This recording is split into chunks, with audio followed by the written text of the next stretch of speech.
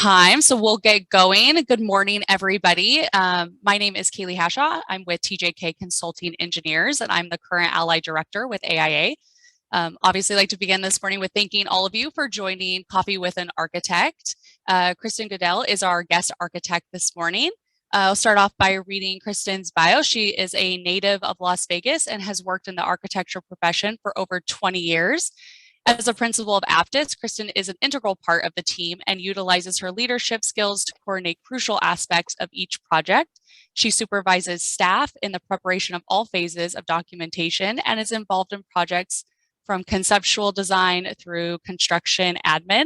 Her thoroughness and attention to detail lead to excellent drawing packages, resulting in satisfied clients and contractors. So good morning, Kristen. Thank you so much. How are you doing? Good morning. Doing really great. Thank you all. Thank you for having me, and thank you all for joining. It's flattered that you all want to have coffee, virtual coffee with me. It's very, very great. Thank you. I've got my special Disney coffee cup for my coffee to have with you all that my son gave me for Mother's Day. So very cool. Appreciate it very much. Thank you. Thanks for sharing. So if anyone has had the opportunity or gets the opportunity to read Kristen's resume, the projects are vast, and I think any architect would be proud to be attached to the projects that you've been able to design. So when you reflect on all the projects that you've been involved in throughout your career, is there one that stands out above the rest for you? There is, and I'll share a picture of it. One of the very first projects that I worked on when I was with Home Sabatini and Jess Holmes is the retreat center at Mount Podese. And it was an interesting call that came in to the office from actually my church. And they didn't know that I was working at that firm and they needed a new building. And so Jess said, "Hey, Kristen, isn't this your church?" So back when I was very, very young, was able to design this retreat center for a church that was mine, but also I had attended this camp as a kid for many, many years. And so this project means a lot to me personally. And we dedicated the building when I was pregnant with my son. And then for my son's Eagle Scout project, he did a project at the camp as well. So it looks out over the valley and it sets up on stilts, very tenderly touching the earth, and is a retreat center for anyone who wants to go there. It's open to the public. So that's personally the most important project that I've worked on. Wow, full circle with your son being involved, and that's amazing. Sure. And some people from TJK came out and helped with his project, as well as some of the other firms I'm sure that are on. So yes, now that you mention it, yes, we did do that a few years ago. Yes. That's correct. Yes. Very cool. Thank you for sharing a picture. That's a nice touch. Kind of sticking on the topic of projects, do you have a favorite iconic building or structure? And if you do, like, what do you think that says about you as an architect and sort of your aesthetic? I do, and I'll share a picture of the interior of this. This is La Sagrada Familia in Barcelona. If you're not familiar with it, you definitely need to make the trip. It's a good excuse to go to Barcelona. Designed by Antonio Gaudí. I'm not sure when, but it's been under construction for over 100 years. It is a true testament to architecture with nature at its core. You can see this is actually, I was almost laying on the floor looking at the ceiling, and the columns of the entire structure come up to form it, and they look like branches of trees, or and then with flowers at the top.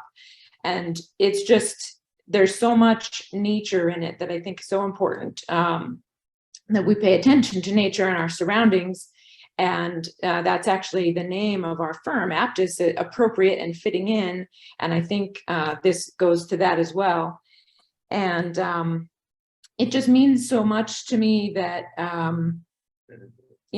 through architecture, we can tell a story and how people work and play and study and live.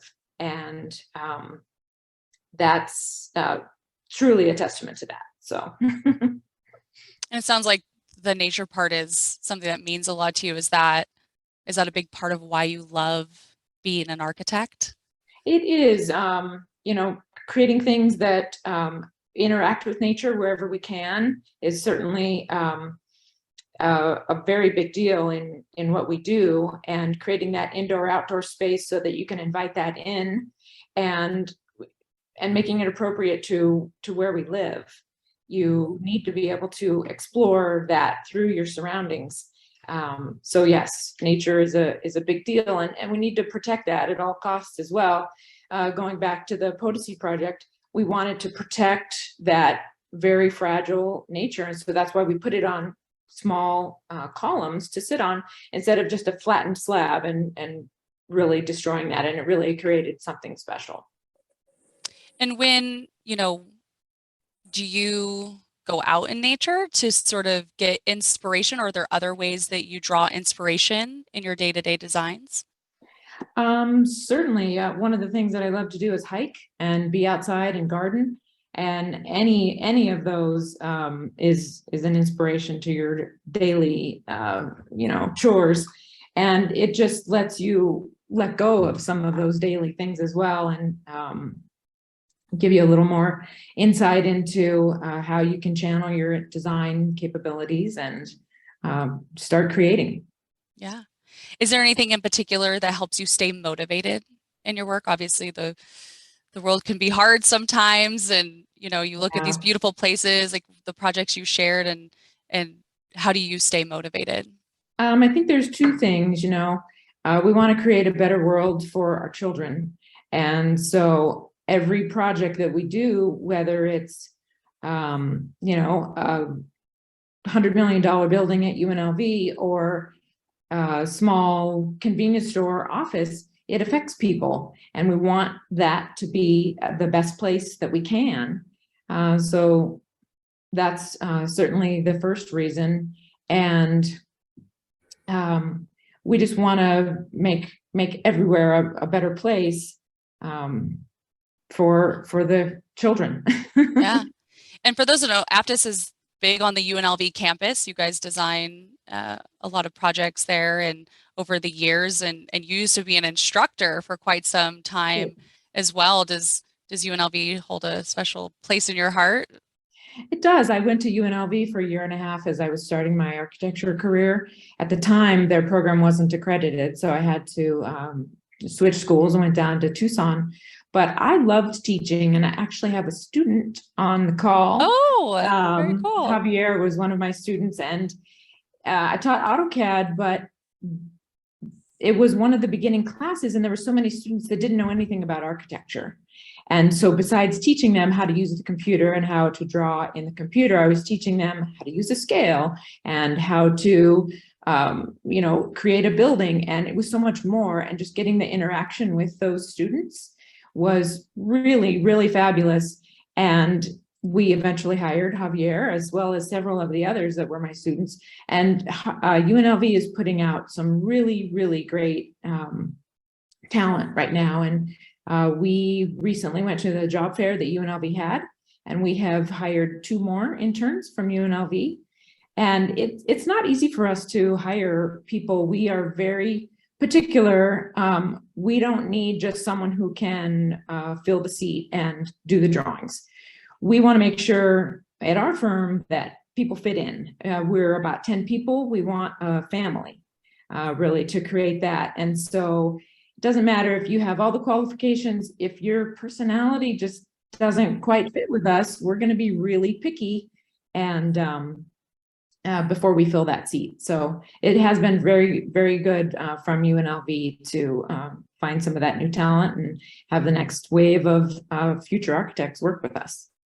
Yeah, we've also have a vast internship program through UNLV as well at TJK. And yeah, I'm sure as a business owner, I think everybody on the call knows that all of us are struggling to find talent. We're all kind of scrambling, and yeah, the local universities can be a great outlet. I mean, unless you have like secrets that you would like to share on how you find talent where they are. No, it's really tough. You put out ads, through the AIA and online, and you get a lot of people that are not local, which is tough. You want people can certainly move, but you want people that are familiar with the local jurisdictions, because those aren't easy to deal with and navigate your way through. You want people that are familiar with our environment, because designing in Boston or India or somewhere else is very, very different than in the Southwest, with the heat that we have, the cold that we have in the winter, the lack of rain, et cetera. So that is why we've really been trying to find that talent from UNLV, from local sources rather than further away. Right. And I would like to say quickly, if anybody has questions for Kristen, we will do a Q&A at the end, but please feel free to start putting those in the chat box at the end. You can unmute and ask her yourself, but if you have questions that you'd like to filter through right now, then I will read those as we go. So just wanted to quickly mention that as well. Kind of slightly shifting gears a bit, obviously a big topic is water conservation, right? Lake Mead is dropping, and I'm just curious, like, what can architecture and the other AEC design firms do to help the ongoing issue in our designs? Like, is there anything we can do as an industry to help and contribute maybe in a positive way and sort of address that issue in our valley? Yeah, for sure. Well, I think the most important thing that we can all do is drink more margaritas than water. Best tip I've heard in a very long time. Yes. Yes, I would concur. But really, I think we need to educate our young people as they are coming out of school, and how we can do that and the importance of it. I don't know, the students this day may hear that there's a water shortage, but they never knew how what the surplus was like in the 80s when Hoover Dam was overflowing. I experienced that when I was young, and it was amazing. And that's something kids nowadays will never, ever experience. And so education, I think pushing for manufacturer products to produce products that use less water. And then in our designs, we've got to use those products. We've got to push for them. We've got to push for rain storage, which I know some of the jurisdictions don't like. They want it all to go into the storm system and out to the lake.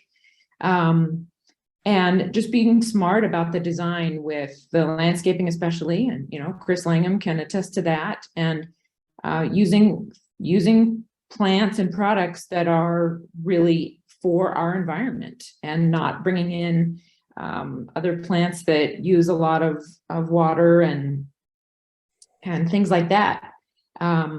Just really incorporating it more into the design, pushing some of the engineers to really get creative on how we can save water and not use more water.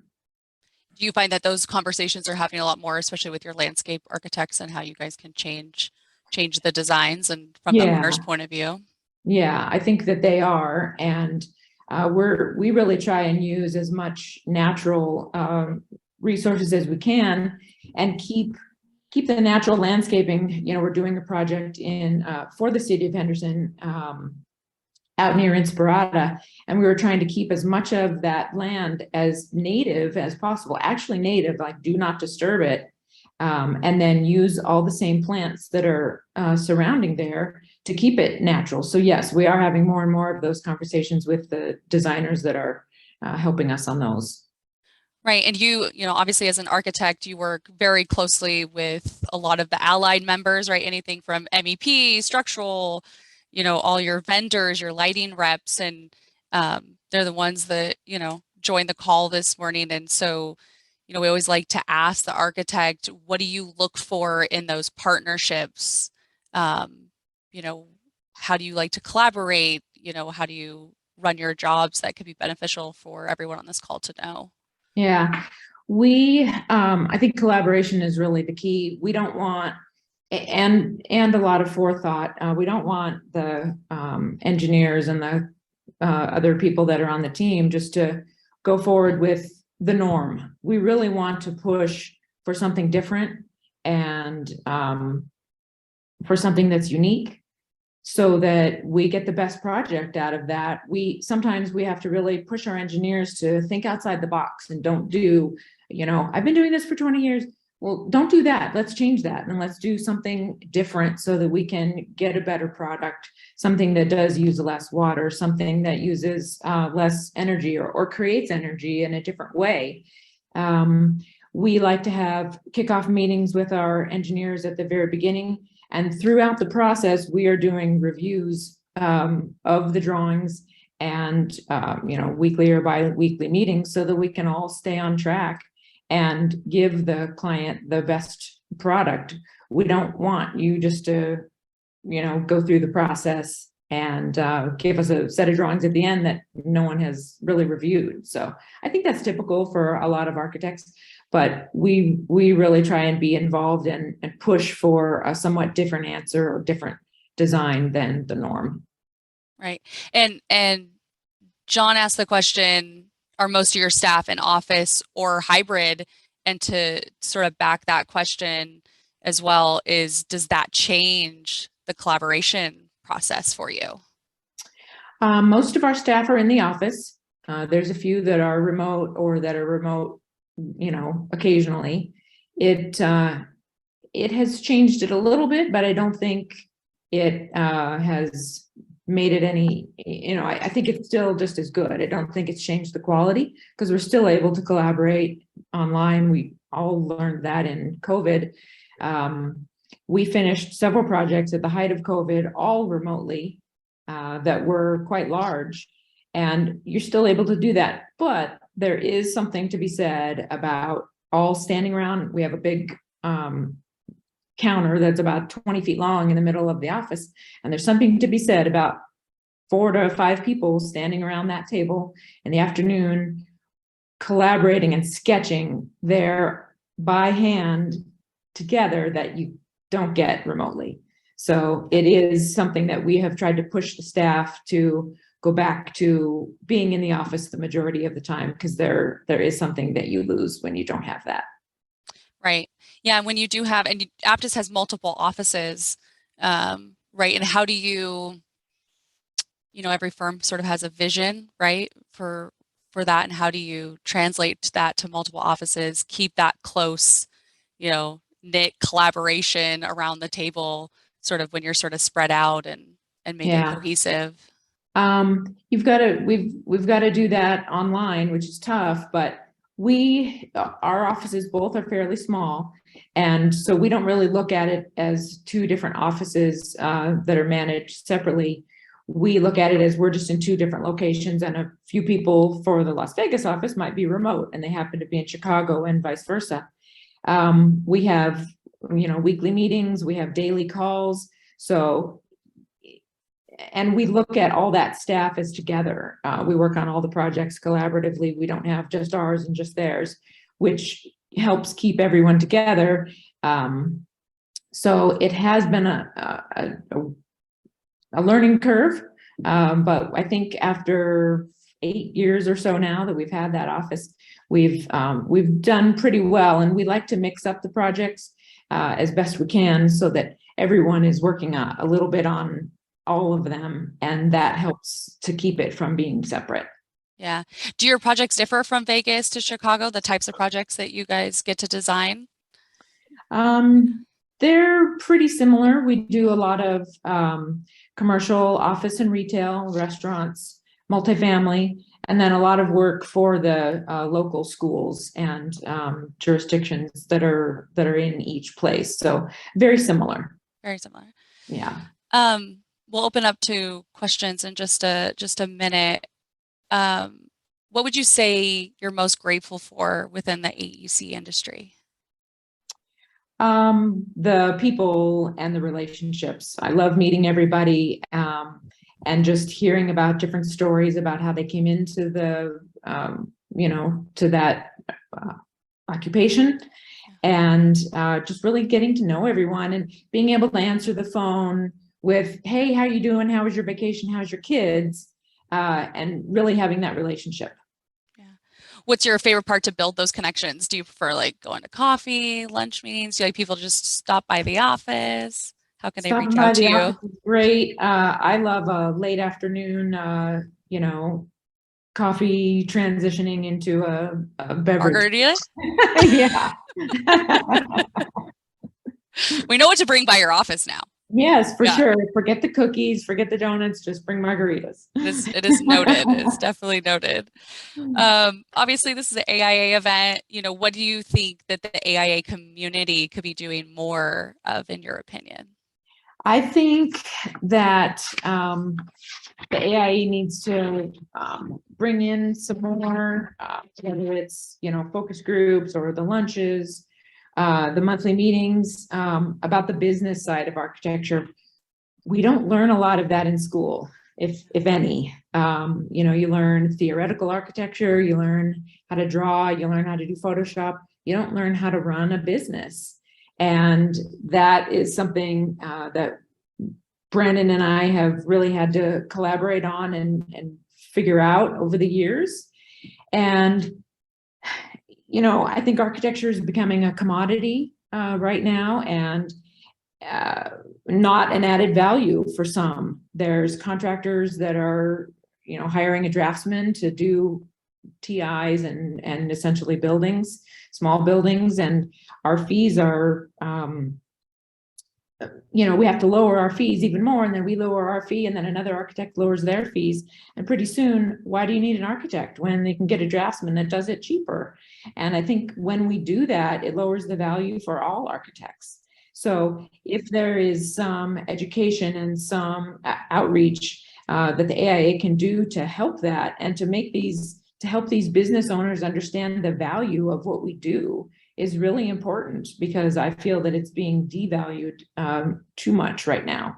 We gave a certain fee for a project and felt it was a fair fee, and then someone else comes in for a sixth of the price. And how do you do business like that? And we know that the fees aren't apples to apples for the service that we provide, but when that happens, the owners are going to go to the lowest one, and they don't realize the service that we can provide. And so somehow we need to get that out there to all of the people. Yeah, those same conversations are happening in engineering firms as well. Right. We have those same things, and we understand architects. Sometimes it's nothing you can do, right? It's the owner coming down with wanting the lowest fee, and it's like, but we're worth it, right? So Yeah, as an exactly. industry, we almost need to, sort of celebrate and show the value that all of us as a whole bring to developing our community. Yes, yes, So, for sure. And some owners, we've had one owner use a subcontractor to do some drawings, and they realized after they did that, when they received the product that they did, that they really needed a professional, and we were able to bring in a landscape architect to do what they needed to do and give them the proper product. So right. one client at least gets it. Yeah. We do have another question from Michael. Have you seen a significant impact on projects due to the recent material cost increases due to inflation and project availability due to bottlenecks? We have, yes. It's really tough trying to take a budget that your owner gives you and design a building, and then have it still be worth that budget in 30 days. We had some issues with the City of Henderson project because of that. You're given the budget a year ago, and now that doesn't buy the same product. And to the same point with the bottleneck of the deliveries and supplies, it's very, very, very difficult. We're hearing, instead of say 8 to 12 weeks on products, we're hearing a year. And how do you design for that? I don't think we have an answer yet, but it's very, very difficult, and we're trying to educate the clients in that. And so you have to say, okay, here's our budget. Well, normally it would buy us a 10,000 square foot building. Well, now we've got to do a 7,000 square foot building, and the owners aren't liking that. But I don't know what the solution is right now and just yet. It is very difficult. Yeah. We have just 3 minutes left. If anyone has any questions, feel free to put it in the chat, or you're welcome to unmute or raise your hand, however you'd want. So I just like to open up the floor before we end. Does anyone have any questions or comments? Oh, looks like from Alyssa. Have you experienced any project pausing at this time? We have had some, yes, because of everything that's happening, inflation, timing, delays of things. So that's pretty tough when you've got a big project that does delay or hold or go away altogether for our budgeting and for our projects and keeping the staff busy. We've been doing fine so far, but if more and more of those happen, that makes it very difficult. Right. Yes, that is happening. Yeah, they say that seems, another question. That seems to be what everyone is saying. So thank you for the insight. Another question from Michael. Do you think we should still be teaching CAD to students and interns? I ask because everyone seems to be getting Revit, but hardly any of them know how to do 2D drafting, but there is still a huge demand. I tend to disagree that there's that we need to do the 2D drafting. We transitioned in 2010 at UNLV to teaching Revit and ArchiCAD, and we use ArchiCAD. I think when you're designing, you need to be doing it, or when you're showing a client, you need to be doing that in 3D with the BIM, and the building information modeling and the coordination that provides is so critical. Yes, there is a bit of the 2D drafting that happens with some of the details over ours, but that should come with the Revit or the ArchiCAD instruction. Yeah, I would say majority of our projects are in Revit, so. Yeah. And the students, they come in and it's like they're born with knowing how to do it. It's just amazing how quick they learn and pick it up. And they're just like, yeah, I learned this in high school. Like, right. Yeah, it's so fascinating how quick they are. Yes, that's great. Does anyone have any other questions? I maybe heard someone try to unmute, possibly. I had my hand up. Oh, okay. Sorry, I could not see that. Oh, sorry. I had my hand up. Just it might be easier just to say it instead of text it. But yeah, Kristen, you have a wealth of knowledge in a pretty short amount of time. I mean, you're still pretty young, and you've been able to really produce a lot of stuff in that short amount of time. I'm impressed, obviously, having worked with you. But I'm just curious, what stands out to you as like how did you get to that point? Was it just through the number of projects you did, or was there a mentor that you had in your career, not only at Aptus but even before that? Yeah, there was. Jess Holmes was a great mentor, and John Laspaluto, both of those, as well as Brandon, of course. I've worked with Brandon now for 22 years, but Jess and John were really the initial mentors in how to do things, and really understanding the architecture part. And then when Brandon started Aptus, we did so many projects so quickly. You've got to turn around things. So that's how we were able to get so much experience. And it wasn't in just one type of architecture. We did a bit of everything. And I think that's how you gain so much experience. You have different issues that come up on different things, and you wouldn't have a certain set of issues if you were only looking at multifamily or only looking at office buildings that you have on the other types that you really learn from and are able to apply in your everyday practice. Yeah, that's great, because I know I learned a lot from you working with you, just your energy and everything and your experience. So thank you for that. Well, thanks, Gio. It was awesome. And we miss you. just across the hall. Yeah. I know. All right. Well, if there are no other questions, This concludes our event. Thank you so much, Kristen. We You're welcome. appreciate you giving us your time, of course, and the insight into your world of architecture. Thank you so much for sharing everything. I also want to thank all the allied members, and we have architects that are attending as well. Yeah. AIA appreciates you and all the support everybody gives the chapter. So if you have any questions about allied membership or AIA in general, please don't hesitate to reach out to me as the director. I'm here to support you. Thank you again, Kristen, and I hope everybody has a great Wednesday and enjoys the rest of their week. Thank you. And thank you so much. I really appreciate it. Thank you, Kristen. Thank you. Thank you. Thank you, Kaylee. Take care. Bye-bye. Thank you.